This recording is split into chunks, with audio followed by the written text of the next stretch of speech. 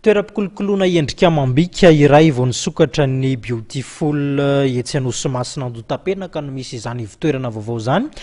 Mampiavaka azy indrindra moa zany ny fikarakarana ny mpanambady amin'ireo tolotra samy hafa na io ny taovolo na ny endrika amam-bika ihany koa. Araka izany dia manana ny mampiavaka azy ity toerana iray ity ankoatra ireo efa hita amina toerana samy hafa.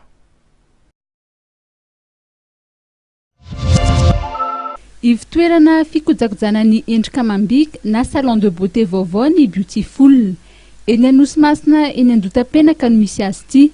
Ny anome fahafampony rehetra amin'ny alalan'ny produit vokarin'ny matianina ary mpikarakara tarezy volo zadra raha no kinendriny beautiful izay milaza fa hitondra avo ny seha-piarina ny fikojakojana ny endrika amam-bika.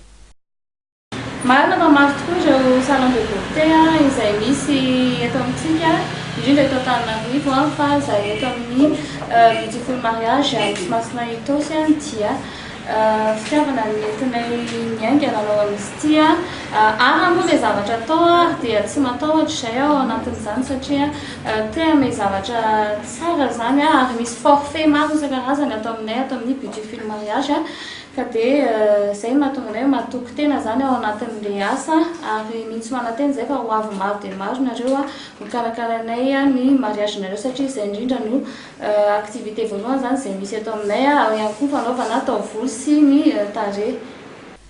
Amin'ny mahandro iray toazato ny fampakaram-bady dia mampiavaka indrindra ny beautiful ny atao hoe forfait mariage ka ho toy ny mpanjaka vavy tokoa raha vehivavy mivoaka avy ao an-toerana.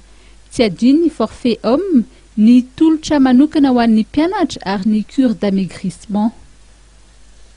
Dia ny fanadihadiana naompana tamin'ny fikarakarana ny endrika amam-bika ihany koa tompoko lasitopoko vavy no anakatonana indray ny fampalalamba avao tamin'ity sabotsy ity. Ankasitrahana ianao nanaraka izany hatramin'ny farany ety ampamarana ny fampalalamba avao dia mirarantsika ihany koa ao anatin'ny fetin'ny Pentecoste sambatra herendoza ihany koa ary samy mailo amin'ny zavatra rehetra izay atao dia mametraka ny veloma mandra-pitafa ho amin'ny manaraka indray ary ny fotoanantsika atao anatin'ny fampalalamba avao. Veloma tompoko. Assurance AVA tsinjovidiny zao no avy ny fianakavianao aro miaina sy miary mandry narahinao teo ny vaovany ma TV miaraka amin'ny assurance aro.